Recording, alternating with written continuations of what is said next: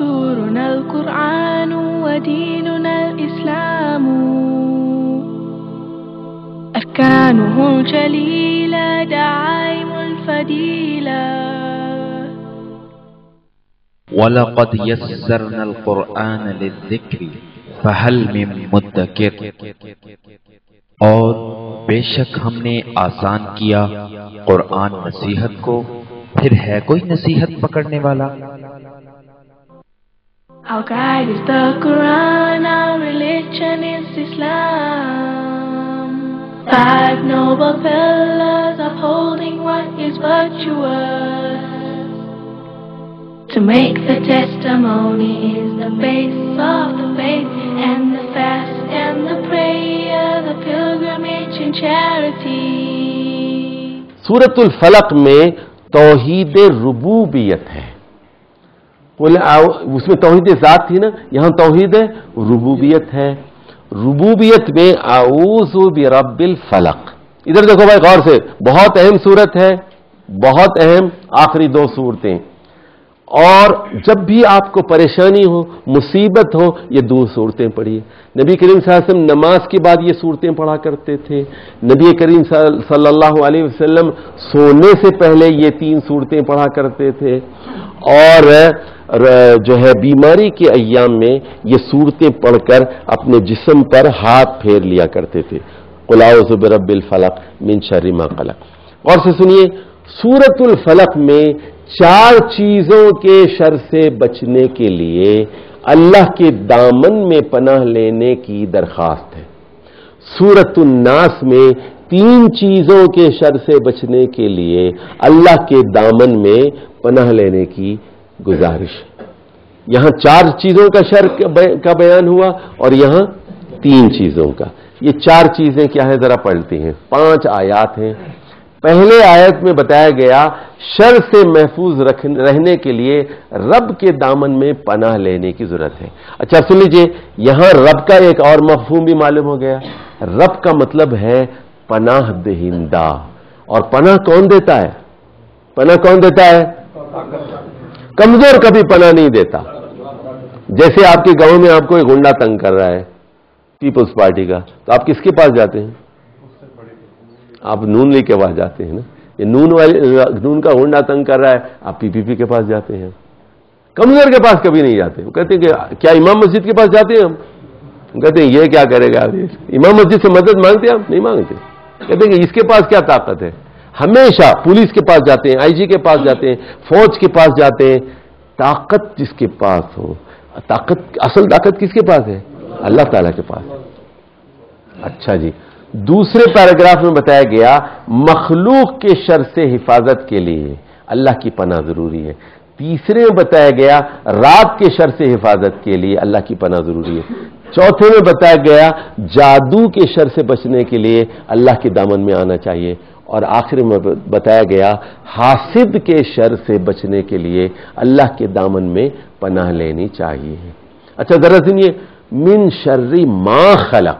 ما خلق کا مطلب ہے جو بھی اس نے پیدا کیا۔ ما خلق، ما خلق میں دیکھیے جنات بھی ہیں، انسان بھی ہیں، بیکٹیریا بھی ہیں، فنگس بھی ہیں، وائرس بھی ہیں، جراثیم بھی ہیں، ساری بیماریاں انہی سے تو ہوتی ہیں۔ یہ TB کیا ہے؟ ایک بیکٹیریا ہے۔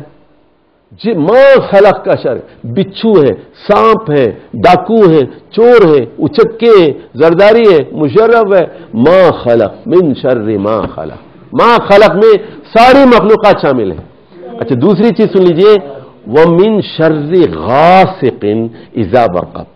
غاسق سن لیجئے، ہمیشہ جو چور ہوتے ہیں دن میں نہیں کرتے، رات میں آتے ہیں۔ مشرف بھی رات کے 2 بجے آیا تھا ٹیلی ویژن پر، دن میں نہیں آتے، ساری کاروائی رات کو ہوتی۔ جتنے ڈاکو ہیں، چور ہیں، اور یہ سب ایکٹیو ہو جاتے ہیں اندھیرے میں۔ رات جو ہے شر کی علامت ہے، دن امید، اطمینان اور حوصلے کی علامت ہے۔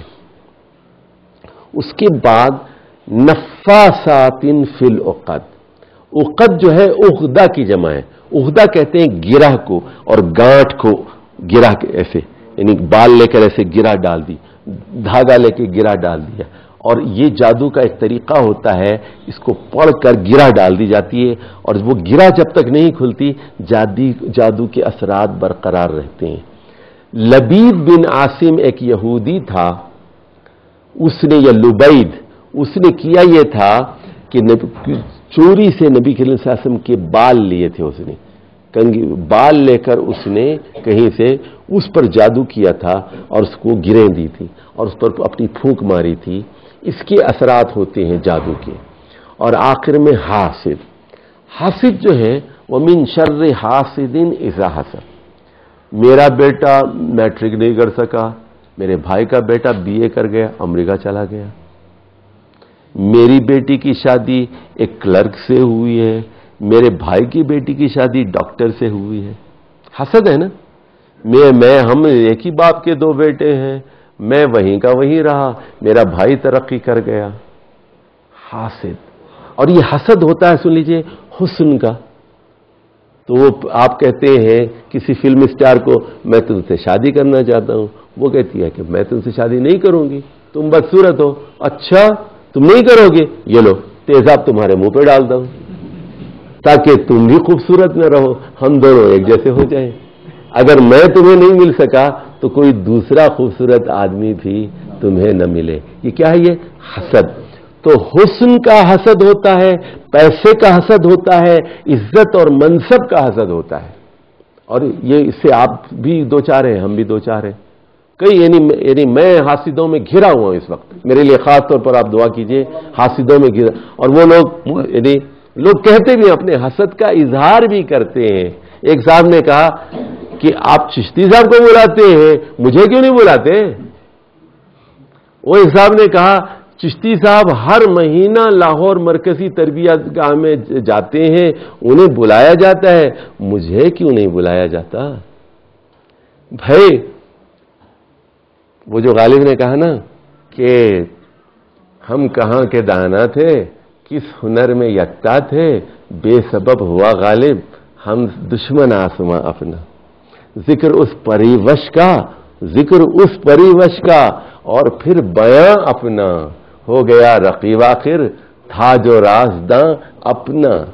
چلیے، سورۃ الفلق کا مرکزی مضمون 4 چیزوں کے شر سے بچنے کے لیے رب کے دامن میں پناہ لینا چاہیے۔ 4 چیزوں کا شر کون سا ہے؟ 4 چیزوں کا شر، نمبر 1 مخلوق کا شر، نمبر 2 رات کا شر، نمبر 3 جادو کا شر، اور نمبر 4 حاسد کا شر۔ اس لیے بچوں کے اوپر بھی، سن لیجئے، چھوٹے بچے امام حسن اور حسین کے اوپر بھی نبی کریم صلی اللہ علیہ وسلم اس طرح پڑھ کر پھونکا کرتے تھے، اعوذ بکلمات اللہ التامات۔ اور بیماری کے ایام میں حضرت عائشہ نبی کریم صلی اللہ علیہ وسلم کے جسم کے اوپر بھی قل اعوذ برب الفلق اور قل اعوذ برب الناس پڑھ کر پھونکا کرتی تھیں۔